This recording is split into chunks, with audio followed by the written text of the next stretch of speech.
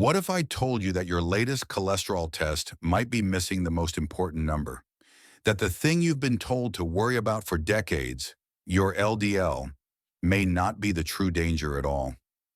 Let me take you on a quick story. A man walks into the emergency room. Heart attack. The doctors run his labs. Surprisingly, his LDL cholesterol is perfectly normal. In fact, it's under 130, the very number his doctor told him to aim for. And yet, here he is. You see, in a massive study of heart attack patients, nearly 75% of them had normal LDL. That number should stop you in your tracks. How is it possible? Here's the uncomfortable truth. We've been targeting the wrong enemy. It's not just how much LDL you have, it's about what kind of LDL you have. Because inside that cholesterol report, there's a hidden threat you probably didn't see. A type of particle so small and dense, it can sneak into your artery walls and start a silent war, years before your doctor even notices. It's called small, dense LDL, and chances are your standard test didn't even measure it. Instead of obsessing over the total LDL, we should be asking, what's the type of LDL I'm carrying? Is it large and fluffy or small and deadly? Because in the next few minutes, I'll show you why sugar, not fat, may be feeding the most dangerous particles in your blood, and why many people with good labs are still walking time bombs. If you've ever worried about cholesterol, or worse, if you've been told yours is fine, this video might change everything. Let's clear up one of the biggest misunderstandings in modern medicine. LDL is not cholesterol. I'll say it again. LDL is not cholesterol. So what is it then? LDL is a lipoprotein, a kind of tiny shuttle or taxi. Its job is to carry cholesterol from your liver to the rest of your body. And cholesterol, that's the passenger, the stuff your body actually needs. Every cell in your body uses cholesterol. Your brain, your hormones, your skin, even your nerves. So cholesterol isn't the villain here. It's essential. The confusion began decades ago when doctors and scientists noticed a correlation between high levels of LDL and heart disease. But they skipped a step. Instead of asking what type of LDL was causing trouble, they blamed the whole thing. Imagine you have trucks delivering food across the country. One type is clean, efficient, and safe. Another is leaking oil, swerving across the lanes, and crashing into bridges. Would you ban all trucks? Of course not. But that's exactly what happened with LDL. Instead of looking at the quality of the particles, their size, density, and behavior, we slapped a label on the entire group. Bad. HDL got called good. LDL got stuck with bad. But the truth is far more nuanced. And here's the kicker. Both HDL and LDL are just vehicles. They're not inherently good or bad. What matters is how they behave and what's influencing them. So rather than asking, how high is my LDL? We should be asking, what's happening inside those particles? Are they large and harmless or small and dangerous? Because your life and your heart might just depend on the answer. So, what makes some LDL particles dangerous? It all comes down to size and density. Think of your arteries like a garden hose. Big, soft LDL particles, the kind your body actually prefers, flow through smoothly, like tennis balls rolling down the pipe. But small, dense LDL, they're like sand and gravel. They scrape, they stick, and worst of all, they sneak under the lining of your arteries. That's where the real trouble begins. Once these small, dense particles wedge beneath your artery wall, your immune system sounds the alarm. White blood cells rush in, inflammation kicks up, and over time, a foamy, sticky mess forms, what doctors call a foam cell. This is the very first step in plaque formation. And the more of these small, dense LDLs you have, the faster that plaque can grow. But here's the problem. Most standard cholesterol tests don't measure particle size. They just give you a total LDL number. It's like measuring the weight of a toolbox, but not knowing if it's full of feathers or nails. Two people could have the exact same LDL cholesterol level. One has large, fluffy LDL, no problem. The other, packed with tiny, dense particles and a ticking time bomb. You'd never know, unless you ask for the right test. Now here's where things get even more interesting. What causes LDL particles to become small and dense in the first place? It's not what most people think. It's not saturated fat. It's not steak. It's sugar. That's right. Multiple studies now show that diets high in sugar and refined carbohydrates raise your triglycerides. And high triglycerides push your body to make smaller, denser LDL particles. So instead of blaming butter or eggs, maybe we should be looking at that morning muffin, or the sweetened cereal, or even that low-fat yogurt packed with hidden sugars. When you zoom out, the real enemy isn't cholesterol at all. It's the metabolic chaos caused by excess sugar. And small, dense LDL is just the messenger showing up when the damage is already underway. It's not about lowering cholesterol. It's about fixing what's causing the wrong kind. Now, here's something that confuses a lot of people, and maybe it's happened to you too. You cut out sugar, you stop eating junk food, you switch to low carb or even keto. You drop the bread, skip the soda, start cooking at home, and then your LDL skyrockets. It doesn't make sense, right? You're eating better, you've lost weight, your triglycerides are down, HDL is up, you feel great, but your doctor sees that high LDL number, and now they want you on statins. What gives? Let's unpack what's really happening. When you go on a low-carb or high-fat diet, your body shifts how it makes energy. Instead of running on sugar, you're now burning fat for fuel. And guess what carries that fat around your body? LDL particles. So yes, your LDL count may go up, but not necessarily in a dangerous way. In fact, many people on low-carb diets show a shift in their LDL, from small and dense to large and buoyant. Remember those tennis balls we talked about? That's the kind you want. Now here's the twist. Standard tests don't show you this shift. They only show how much cholesterol is being carried, not what type of vehicle is doing the carrying. That's why it's possible to look worse on paper while actually getting healthier. And it's why so many patients feel blindsided after their blood work. Still, not everyone reacts the same way. Some people, even on healthy diets, do see an increase in small, dense LDL. That's where genetics come into play, or hidden sources of inflammation, or even something as subtle as sleep, stress, or certain medications. So if your LDL has gone up while the rest of your health markers are improving, don't panic. Don't assume you're doing something wrong, and definitely don't jump to medications without context. Instead, ask deeper questions. Request advanced lipid testing. Look at your triglyceride to HDL ratio. And most importantly, talk to your doctor about particle size, ApoB, and what those numbers actually mean for your risk. Because in this new world of personalized health, your numbers are just the beginning.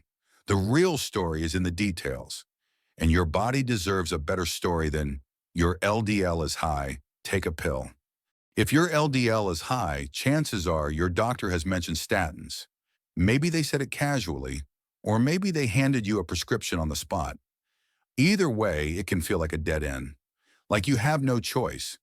But let's pause, because statins aren't magic pills.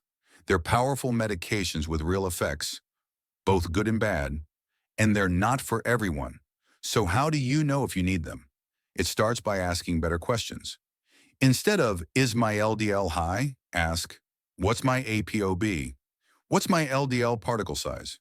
What's my calcium score? Because here's what most people, and honestly, many doctors, overlook. LDL cholesterol is only part of the risk story. Imagine trying to predict a storm based on cloud cover alone. You're missing wind speed, humidity, temperature, all the real drivers of danger.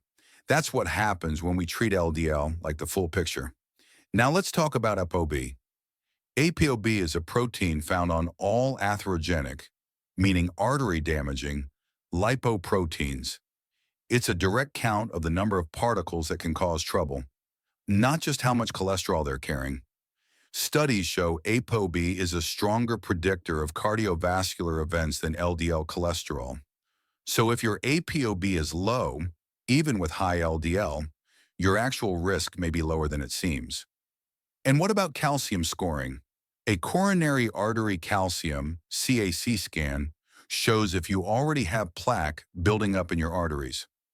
It's a snapshot of what's really happening, not just what could happen.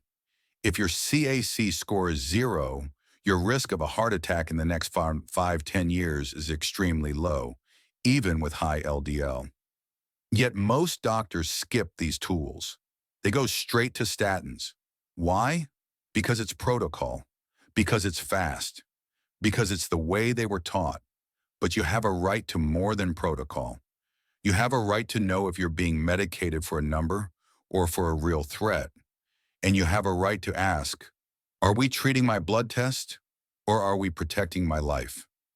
Statins have their place. They've saved lives, but they're not the only answer.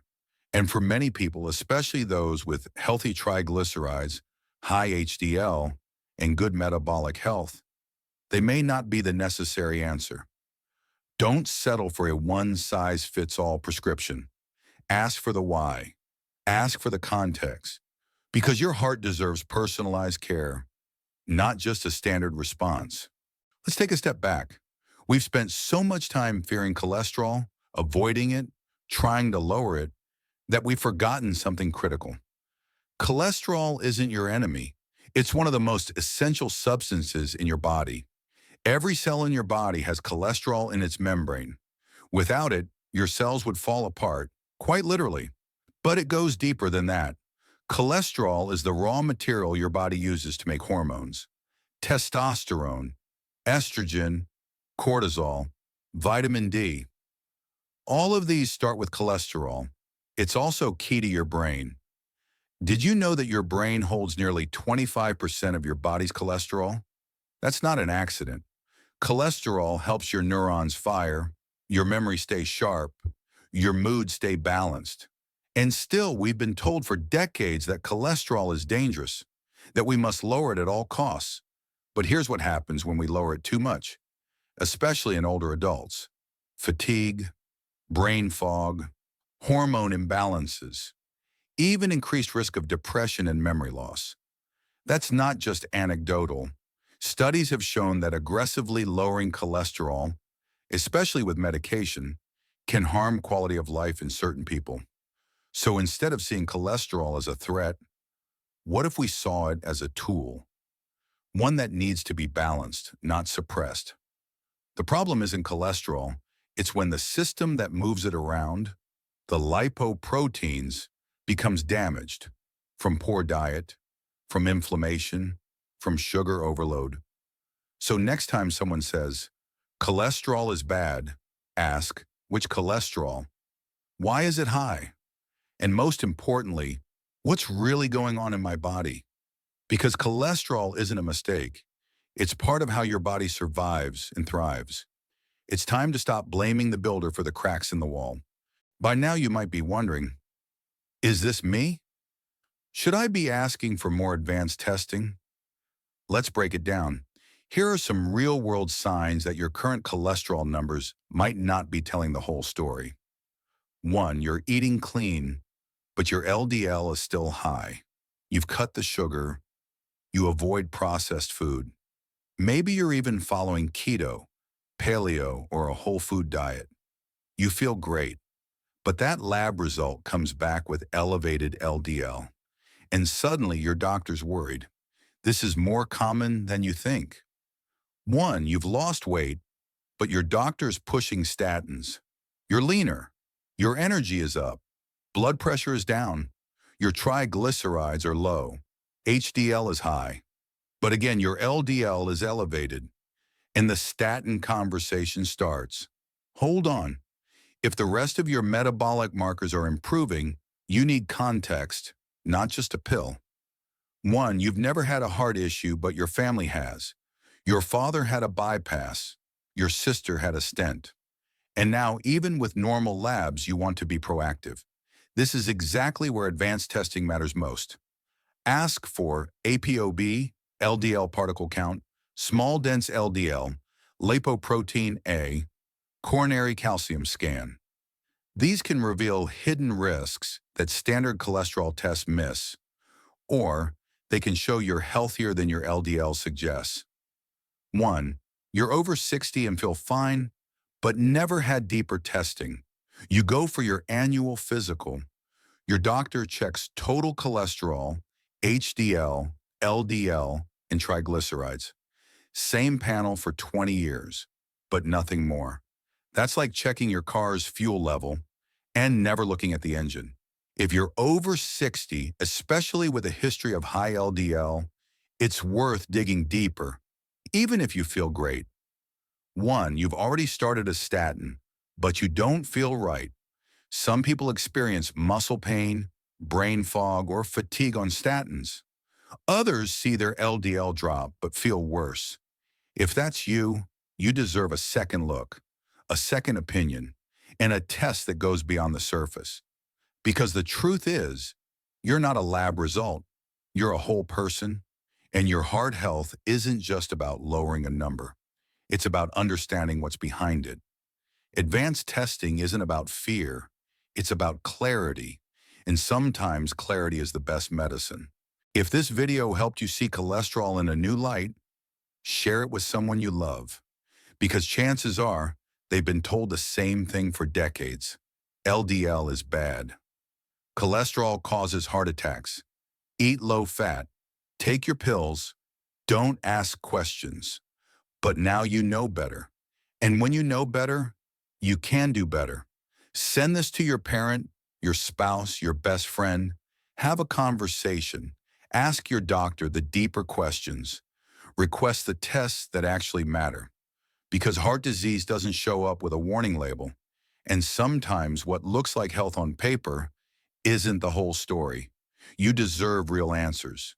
You deserve to feel empowered, not afraid. And if this video sparked that in you, imagine what it could do for someone else.